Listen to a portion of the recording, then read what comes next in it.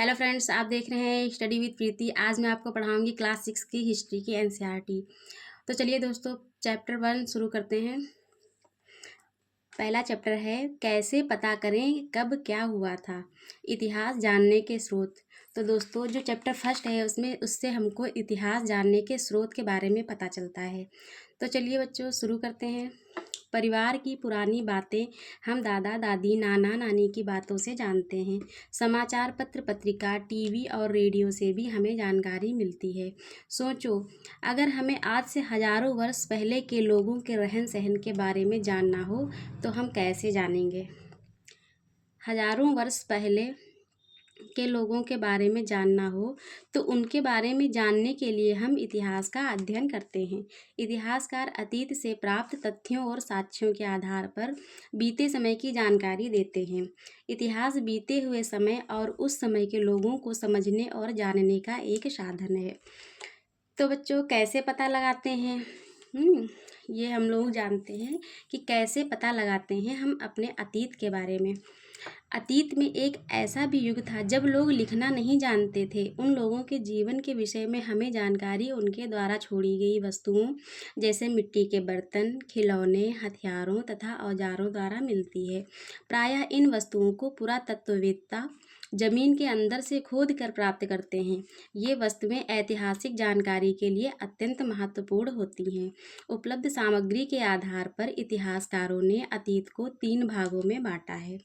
वह समय जिसके लिए कोई भी लिखित सामग्री उपलब्ध नहीं है उसे हम पूर्व ऐतिहासिक काल कहते हैं। वह समय जिससे संबंधित लिखित साक्ष्य प्राप्त तो हैं किंतु उसे पढ़ा नहीं जा सकता है, उसे आद्य ऐतिहासिक काल कहते हैं। इसी प्रकार जिस काल के विषय में लिखित सामग्री से जानकारी मिलती है एवं उसे पढ़ा भी जा सकता है, उस काल को ऐतिहासिक काल कहते हैं। तो बच्चों, आपने समझा कि इतिहास को 3 कालखंडों में बांटा गया है: पूर्व ऐतिहासिक काल, आद्य ऐतिहासिक काल और ऐतिहासिक काल। चलिए दोस्तों, ये शॉर्ट नोट भी हम लोग पढ़ लेते हैं। पुरातत्व किसे कहते हैं? प्राचीन काल में मानव द्वारा प्रयोग में लाई वस्तुओं, निर्मित मंदिरों एवं इमारतों आदि के अवशेषों का अध्ययन पुरातत्व कहलाता है। इनका अध्ययन करने वाले पुरातत्ववेत्ता कहलाते हैं। तो चलिए बच्चों, ये शॉर्ट नोट भी हम लोग पढ़ लेते हैं जो कि बहुत ही इम्पॉर्टेंट है। ताड़पत्र। बच्चों, आप जानते हैं ताड़पत्र किसे कहते हैं? ताड़ के पेड़ के चौड़े पत्ते, जो ताड़ के पेड़ के चौड़े पत्ते होते हैं उनको ताड़पत्र कहते हैं। भोजपत्र, भूर्ज नामक पेड़ की छाल। ताम्रपत्र, तांबे के पतले एवं चपटे टुकड़े।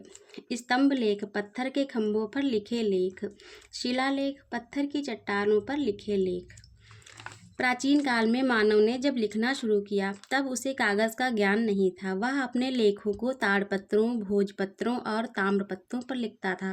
कभी कभी लेख बड़ी शिलाओं, स्तंभों, पत्थरों की दीवारों, मिट्टी या पत्थर के छोटे छोटे फलकों पर भी लिखे जाते थे। तो बच्चों, इससे हमें ये जानकारी मिलती है कि जब प्राचीन काल में कागज़ नहीं था तो भोजपत्रों पर, ताड़पत्रों पर और ताम्रपत्रों पर जो है लिखा जाता था। आरंभ में मानव ने अपनी भावनाओं को चित्रों के माध्यम से इन चीज़ों पर उकेरा। धीरे धीरे ये चित्र संकेतों, प्रतीकों में बदलते चले गए और लिपि का आविष्कार हुआ। इसलिए आरंभिक लिपियाँ चित्रात्मक दिखाई पड़ती हैं। बच्चों, जो चित्रात्मक लिपियाँ होती हैं उसको पिक्टोग्राफिक कहते हैं, जैसे चीनी लिपि, मिस्र की लिपि, सैंधव लिपि आदि। आप जिसे पढ़ रहे हैं इसे देवनागरी लिपि कहते हैं। बच्चों, हम अपना चैप्टर पूरा करेंगे और एक एक करके आपको वीडियो मिलती रहेंगी। क्लास 6 की मैं पूरी हिस्ट्री की एनसीईआरटी कराऊंगी। तो चलिए बच्चों, आगे पढ़ते हैं। प्राचीन इतिहास के विषय में हमें जानकारी तत्कालीन लेखों से भी प्राप्त होती है। इतिहास को जानने के स्रोत इस प्रकार हैं। पहला स्रोत है पुरातात्विक स्रोत। पुरातात्विक स्रोत में हमको अभिलेख से जानकारी मिलती है और यह अभिलेख यह अशोक के रुक्मिणदेही अभिलेख का अंश है जो लुम्बिनी नेपाल से प्राप्त होता है।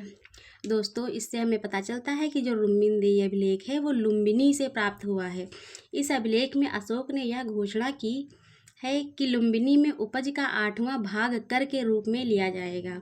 अशोक के अभिलेख पत्थर पर उत्कीर्ण होने के कारण महत्वपूर्ण ऐतिहासिक स्रोत हैं। तो बच्चों, ये देखिए रुक्मिणदेही अभिलेख, जो अशोक का रुक्मिणदेही अभिलेख है उसकी ये भाषा है। आइए इसके कुछ अक्षर पहचानते हैं। ये ब्राह्मी लिपि, ये देवनागरी लिपि। अभिलेखों से क्या क्या जाना जा सकता है? तो बच्चों, अभिलेखों से हमें बहुत कुछ इतिहास के बारे में जानने को मिलता है। जैसे कि इतिहास जानने के स्रोत, 2 स्रोत हैं, पुरातात्विक स्रोत, साहित्यिक स्रोत। पुरातात्विक स्रोत अभिलेख, सिक्के और मुहरें। और जो बच्चों साहित्यिक स्रोत हैं वो धार्मिक हैं, धर्मेत्तर हैं और विदेशी यात्री। ये सारी चीज़ें हमें इतिहास के बारे में जानने के लिए आवश्यक हैं। सिक्के एवं मुहरें। प्राप्त सिक्कों से तत्कालीन शासक का नाम तथा उसके समय का पता चलता है। सिक्के की बनावट से उस समय की कला तथा सिक्कों की धातु से आर्थिक स्थिति की जानकारी प्राप्त होती है। गुप्त शासक कुमारगुप्त प्रथम को इस सिक्के पर घुड़सवारी करते हुए दिखाया गया है। ये देखिए बच्चों, ये जो सिक्का है इसमें जो गुप्त शासक हैं कुमारगुप्त, उनको घुड़सवारी करते हुए दिखाया गया है। इस प्रकार सिक्के इतिहास लेखन में महत्वपूर्ण योगदान देते हैं। तो बच्चों, क्या आप लोग ये बता सकते हैं कि सिक्के को देखकर आप और क्या पता कर सकते हैं? कमेंट करके ज़रूर बताइएगा।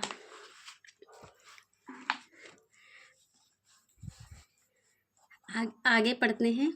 हड़प्पा कालीन मुहरें मेसोपोटामिया से मिली है। इससे ज्ञात होता है कि हड़प्पा वासियों का व्यापार मेसोपोटामिया से होता था। मेसोपोटामिया जो इराक में है। धौलावीरा, हड़प्पा सभ्यता का यह पुरातत्व स्थल गुजरात में स्थित है। यहाँ से हड़प्पा कालीन नगर निर्माण योजना, जल निकास प्रबंध आदि के साक्ष्य प्राप्त होते हैं। सारनाथ स्तूप। सारनाथ स्तूप उत्तर प्रदेश में स्थित है। इस स्तूप का निर्माण मौर्य वंश के शासक अशोक ने कराया था। महात्मा बुद्ध ने सर्वप्रथम सारनाथ में अपना उपदेश दिया था। तो बच्चों, आपको यहाँ तक समझ में आ रहा है? चलिए आगे समझाते हैं। ये पुस्तक का नाम है, ये लेखक के नाम है और ये इसका कालखंड का विवरण दिया हुआ है।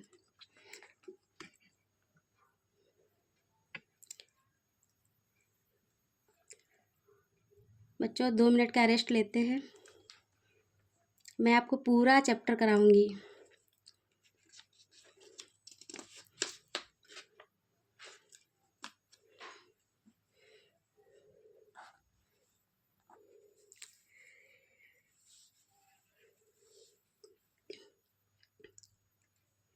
पुस्तक का नाम है, ये बच्चों पुस्तक के नाम लिखे हुए हैं।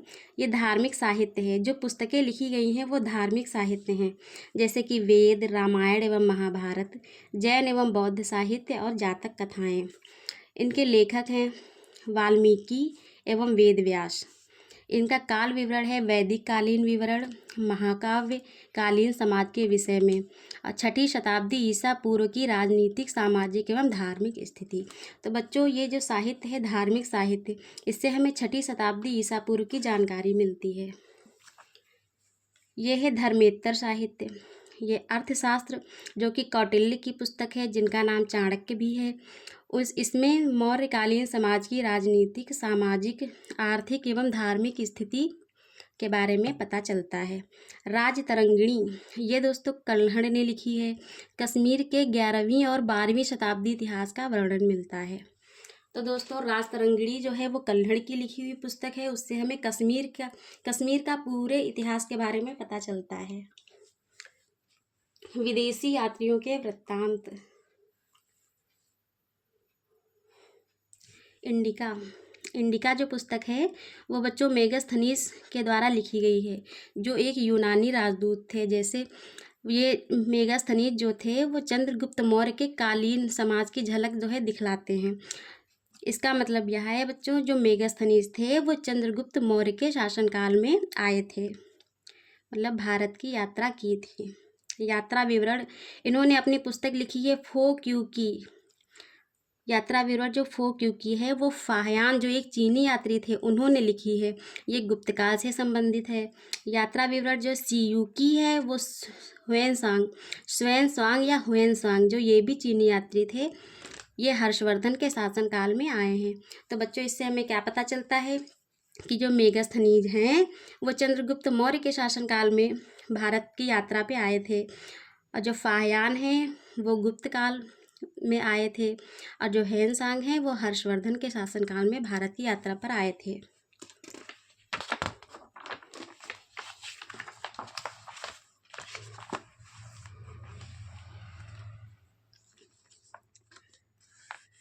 नेक्स्ट पेज ले लेते हैं बच्चों।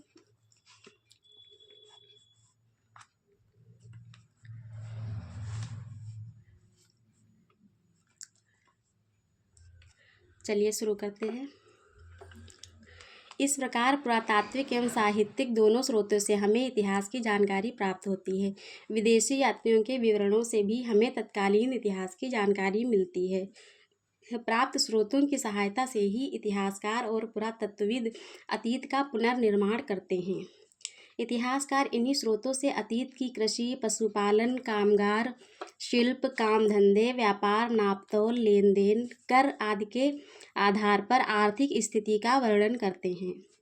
घर परिवार, स्त्रियों की स्थिति, शिक्षा, रहन सहन, खान पान, वेशभूषा, मनोरंजन, त्योहार, मेले आदि के आधार पर सामाजिक तथा राजा प्रजा प्रशासन, सुरक्षा व सैन्य व्यवस्था के आधार पर राजनीतिक स्थिति की जानकारी प्रदान करते हैं। इसी प्रकार कला, आचार विचार, ज्ञान विज्ञान की मान्यताएं, धार्मिक विश्वास, देवी देवता, पूजा पाठ एवं परंपराओं के आधार पर धार्मिक एवं सांस्कृतिक स्थिति का वर्णन करते हैं। तो बच्चों इतिहास की जो पुस्तकें हैं वो हमें इतिहास के बारे में बताती हैं, जैसे कि प्राचीन काल के लोगों का रहन सहन कैसा था, उनका खान पान कैसा था, वो मनोरंजन के क्या साधन थे उनके पास, वो लोग कौन से त्यौहार मनाते थे, कौन से मेले का आयोजन करते थे, ये सब की जानकारी हमको इतिहास से प्राप्त होती है। इतिहास हमें मानव की संस्कृति, उनके धर्म और उनकी सामाजिक व्यवस्था को जानने और समझने में सहायता करता है। इतिहास का अध्ययन अतीत की घटनाओं से वर्तमान और भविष्य के लिए सबक लेना भी सिखाता है। इतिहास हमें यह भी सिखाता है कि हम उन बातों का अनुसरण करें जिनसे समरसता और शांति को बढ़ावा मिल सके। तो दोस्तों ये जो है ये एक आपके लिए गृह कार्य है जो कि आप लोगों को अपने घर पे करना है। जैसे कौन पहले कौन बाद में, जब पुरातत्वविद किसी स्थान की खुदाई करते हैं तो वे कैसे समझते हैं कि कौन से स्तर पहले के हैं और कौन से बाद के हैं। इस चित्र को देखिए बच्चों, ये जो चित्र बना हुआ है इसको आप ध्यान से देखिए। किसी भी पुरा स्थल में कई बस्तियों के अवशेष मिल सकते हैं। आमतौर पर लोग जहाँ रहते हैं घर टूटने पर दोबारा वहीं घर बना लेते हैं। टूटे फूटे सामान और कूड़ा करकट भी घरों के आसपास जमा होते रहते हैं। इन कारणों से बस्ती की ज़मीन धीरे धीरे ऊंची होती रहती है और सैकड़ों साल के बाद वहाँ एक टीला बन जाता है। इसलिए जब टीले की खुदाई की जाती है तो उसका सबसे निचला स्तर सबसे पुराना होता है और उसके बाद के स्तर बाद के युगों के होते हैं। इसी से हम यह अनुमान लगा लेते हैं कि कौन सी चीज़ सबसे पुरानी है, कौन सी चीज़ नई है।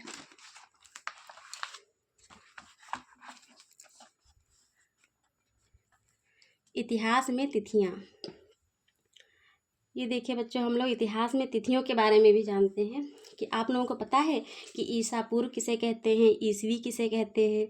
इन सब के बारे में आज हम लोगों को पता चल जाएगा। इतिहास में कुछ तिथियां ईसा पूर्व में होती हैं और कुछ ईसवी में होती है। ईसा पूर्व का तात्पर्य है ईसा मसीह के जन्म से पहले का समय। इसे अंग्रेजी में बीसी कहते हैं या फिर इसे बिफोर क्राइस्ट लिखते हैं। ये इस बिफोर क्राइस्ट का ही शॉर्ट फॉर्म है बच्चों। इसी प्रकार ईसवी को अंग्रेजी में एडी लिखा जाता है। एडी लैटिन भाषा के दो शब्द एन्नो डोमिनी से बना है। बच्चों एडी जो है इसी को हम लोग ईसवी लिखते हैं। आप लोग भी लिखते होंगे ना ईसवी, आपका जन्म कौन सी ईसवी में हुआ है। चलिए आगे पढ़ते हैं। एडी का मतलब है ईसा मसीह के जन्म का वर्ष, अर्थात ईसा मसीह के जन्म के बाद की तिथियों में हम ईसवी या एडी का प्रयोग करते हैं। ठीक है बच्चों, अब हम थोड़ा सा देख लेते हैं अभिलेख के बारे में। अभिलेख के बारे में तो हम पूरा पढ़ ही चुके हैं, बस एक लाइन में समझते हैं अभिलेख क्या होता है। अभिलेख पत्थर अथवा धातु जैसी कठोर सतह पर उत्कीर्ण किए गए लेख होते हैं। और स्तूप क्या होते हैं? स्तूप का शाब्दिक अर्थ है टीला। प्रायः सभी स्तूपों के अंदर एक डिब्बे में महात्मा बुद्ध या उसके अनुयायियों के शरीर के अवशेष जैसे दांत, हड्डी, राख या उनके द्वारा प्रयोग में लाई सामग्री, पत्थर अथवा सिक्के रखे रहते हैं।